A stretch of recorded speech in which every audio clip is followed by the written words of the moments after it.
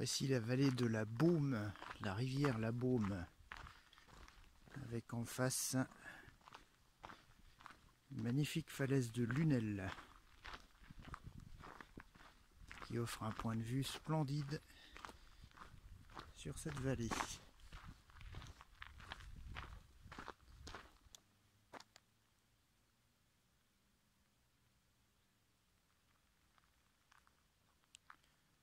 Le soleil est en train de monter à l'horizon.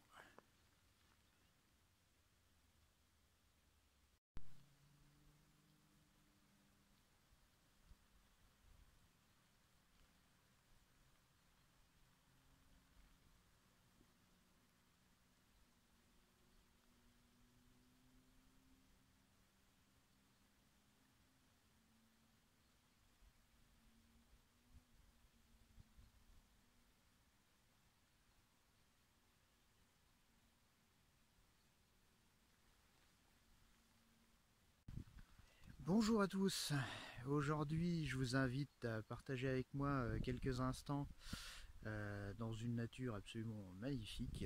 Je suis dans le sud de l'Ardèche et je vous invite à me suivre aujourd'hui pour une balade autour de la Baume et de découvrir des paysages absolument fabuleux. Allez, on y va!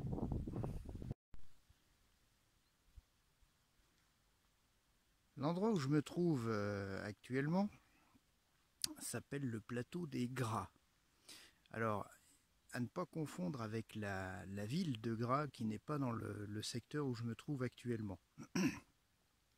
Gras en fait est un terme générique donc du sud de la France et plus particulièrement de l'Ardèche qui désigne le plateau de marne calcaire qui se situe donc entre la montagne ardéchoise et les Cévennes et la plaine qui descend ensuite jusqu'à la Méditerranée.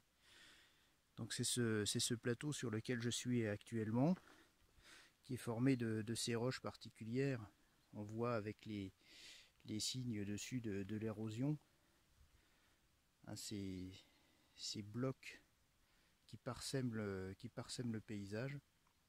Voilà, donc c'est ça qui se nomme le plateau des Gras. Et je suis donc sur la rive droite de la rivière la Baume, en contrebas sous ce soleil naissant.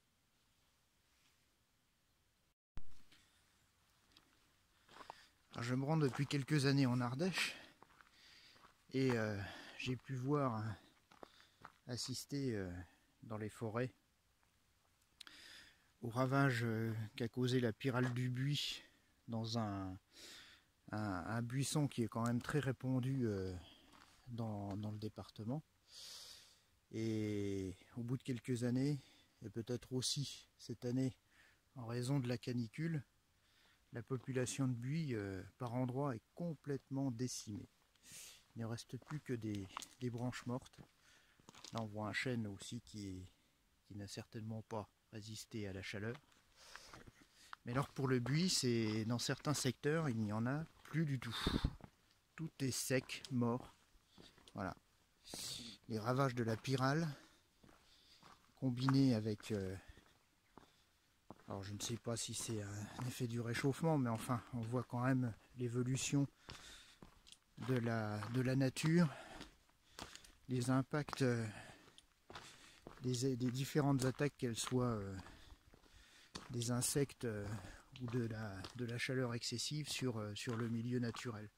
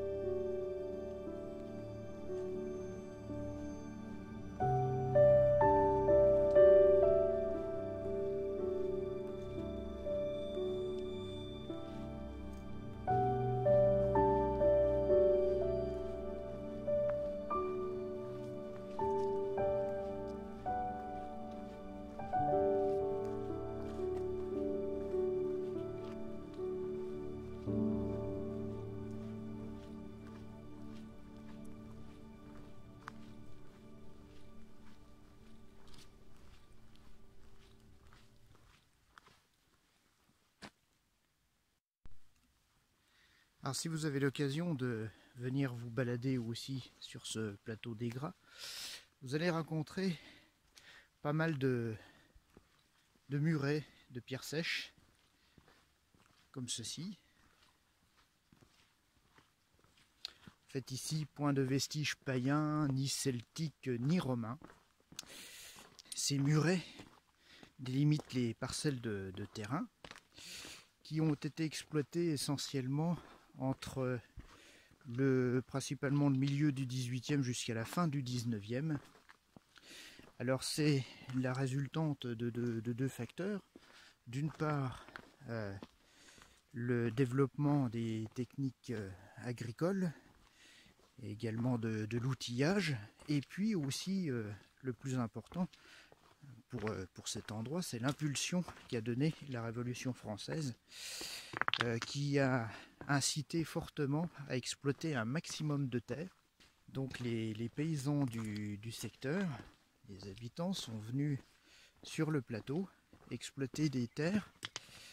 Alors il fallait quand même du courage, hein, parce que il y a beaucoup plus de cailloux que de terre.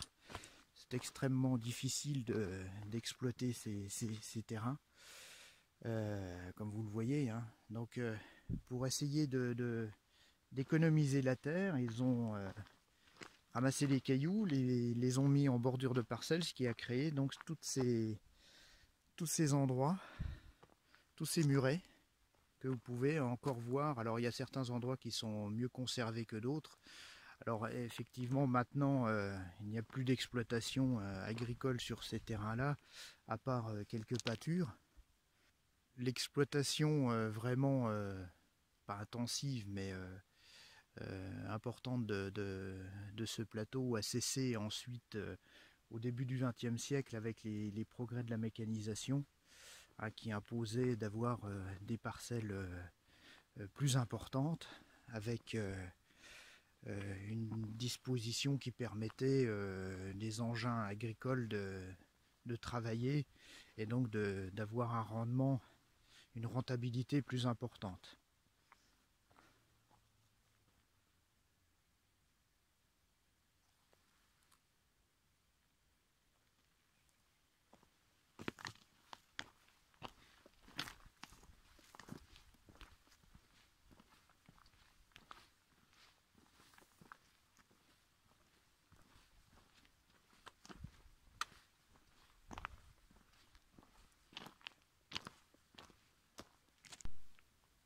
On pourrait penser que l'Ardèche est vraiment sèche, mais quand on voit ce décor de mousse dans les arbres, on voit qu'il y a quand même de l'humidité dans le secteur. C'est surprenant comme décor. Tout est recouvert de mousse.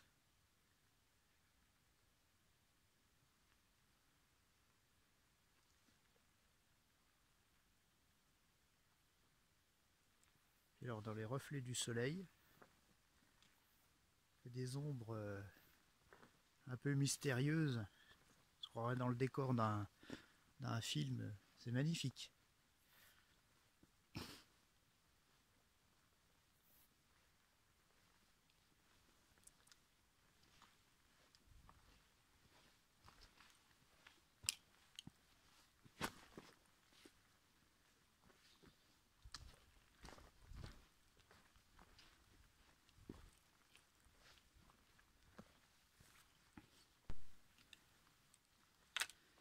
Cette forêt est un vrai labyrinthe. On chemine entre les rochers, les arbres. C'est assez surprenant. Tous ces monolithes plantés.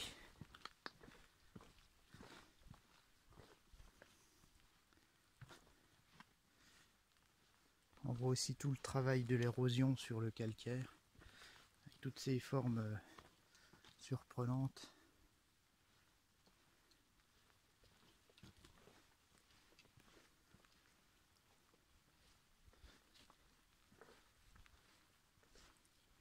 C'est un endroit qui est vraiment resté sauvage et qui a une multitude de visages à vous offrir, c'est magnifique. Autant la fraîcheur de la forêt, du sous-bois, avec tous ces rochers, que les endroits découverts, beaucoup plus secs, arides, rocailleux, avec ces jolis murets en pierre que je vous ai montré tout à l'heure. On en prend vraiment plein les yeux, et puis aussi plein les narines, parce que pas mal de thym, d'herbes de garrigue comme ça, avec des parfums superbes. Puis là on voit encore ce que je vous disais tout à l'heure, les ravages de la pyrale du buis.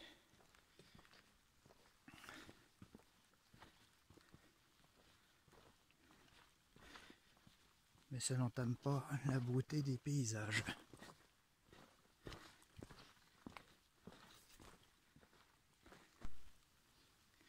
Voilà encore un type de décor qu'on trouve assez fréquemment sur le plateau. Donc ces tables rocheuses morcelées.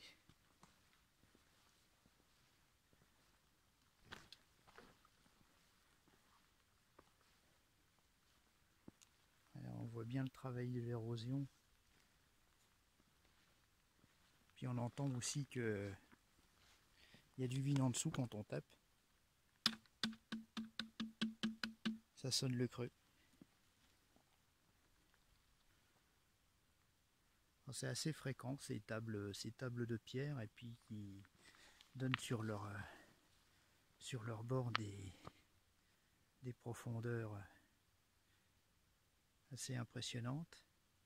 Alors on pourrait se croire dans un endroit totalement sauvage. C'est vrai qu'il n'y a pas de chemin carrossable proche, pourtant il y a vraiment de quoi gueuler, quoi, parce que même dans des endroits reculés comme ça, alors je sais pas si on va bien voir, mais voilà, un gouffre, un trou, et ça sert de dépôt d'ordures sauvages.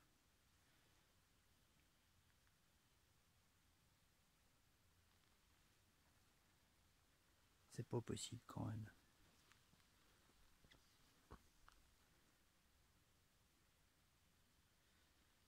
On se demande même, parce que faut se donner de la peine pour les emmener jusqu'ici, les ordures. Ben, y en a qui préfèrent encore se fatiguer à venir là que de payer 2 € de plus à une composterie ou quelque chose comme ça pour aller balancer leur merde. Enfin bref.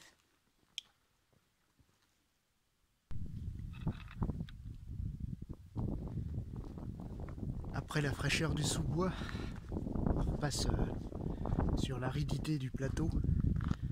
On voit bien ici les restes de murets. Et puis au fond, une petite bergerie qui reste en ruine.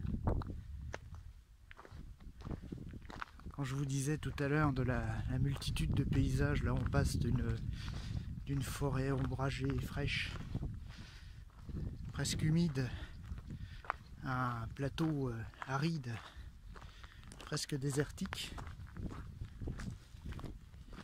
très minéral. Là, on voit bien les petits murets là sur les... Je sais pas si vous voyez devant là, oui. Sur les différentes parcelles, avec l'enclos principal autour.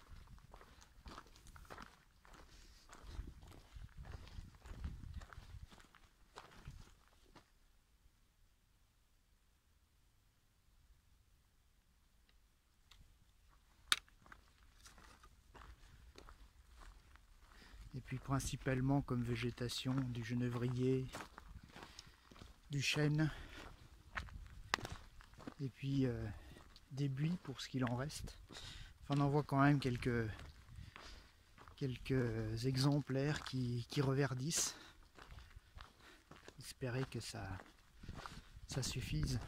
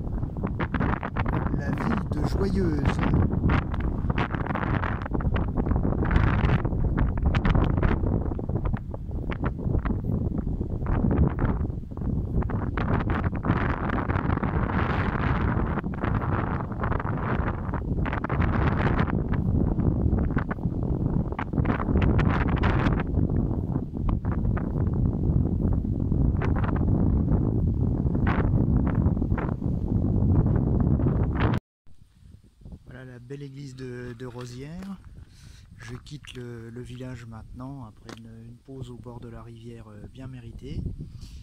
Et puis eh ben, je vais bientôt attaquer la rive gauche de la Baume. Et je vais me rendre donc là pour l'instant en direction Chapias. Voilà.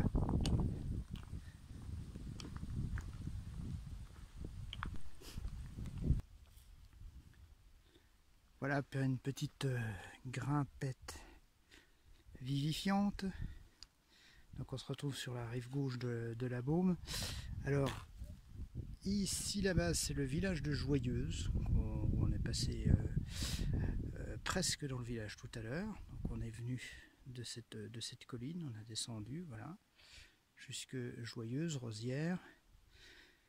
Et ensuite donc traverser cette vigne et puis remonter dans la Garrigue pour ensuite poursuivre donc vers là-bas en direction de Chapias et puis au bout le village de la Baume, donc qui se trouve sur le bord de la Baume.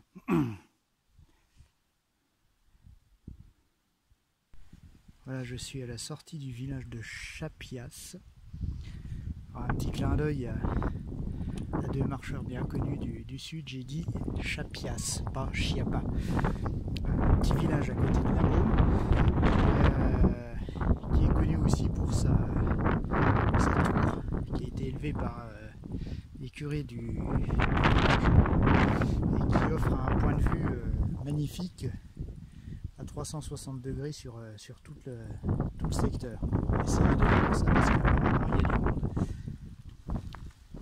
Bon, un peu trop de monde sur la tour de Chiapa, donc j'ai pas attendu pour monter. Alors pour compenser ça, eh bien je vous mets quelques petites photos de l'an dernier. Comme ça vous verrez un petit peu la vue qu'il y a depuis cette tour. Mais si vous passez dans le secteur, je vous conseille quand même de vous y arrêter. C'est gratuit et puis c'est joli.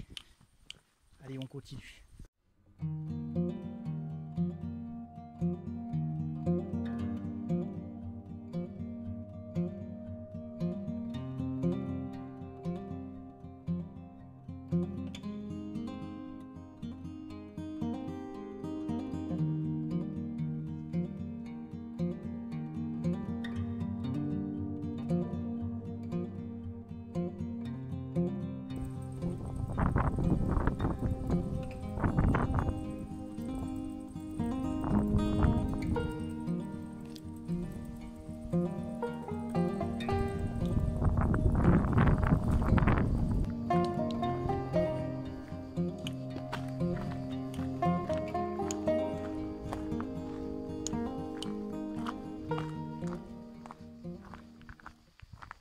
Magnifique passage au-dessus de la Baume sur la falaise.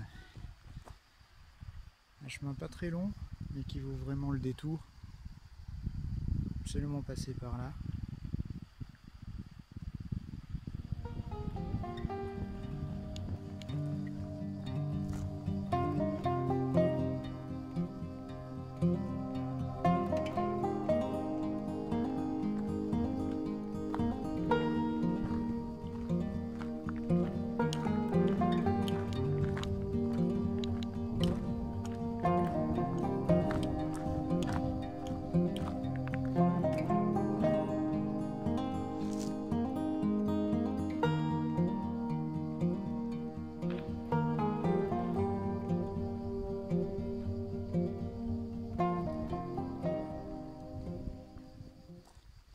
Voilà, on arrive presque au terme de la balade.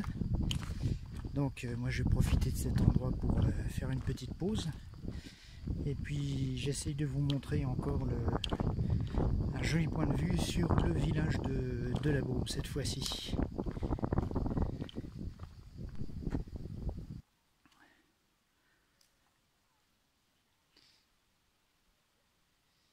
Il n'y a pas que dans les Alpes où la roche s'effondre. Alors ici on en a un bel exemple, enfin bon c'est pas du tout les mêmes causes, mais c'est assez impressionnant. On voit bien l'endroit le morceau de falaise qui devait ressembler un peu au rocher à côté là, sur la droite. C'est décroché, est tombé, s'est fracassé en plusieurs morceaux, dont celui-ci, qui, pour donner une échelle, à peu près la taille d'une petite maison. Voilà. C'est impressionnant.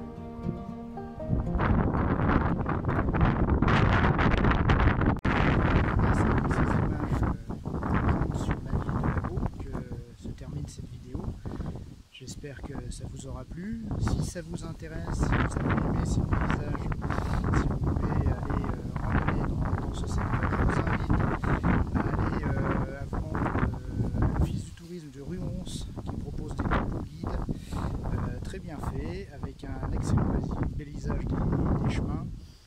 Vous y prendrez beaucoup de plaisir. Voilà, je vous laisse encore quelques images d'autres secteurs, mais toujours en Ardèche méridionale.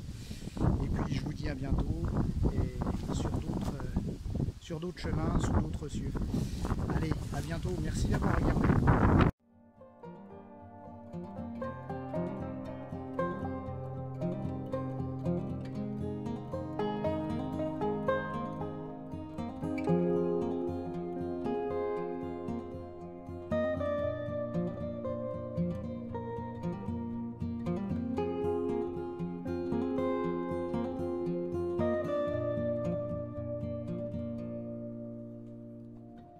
Thank you.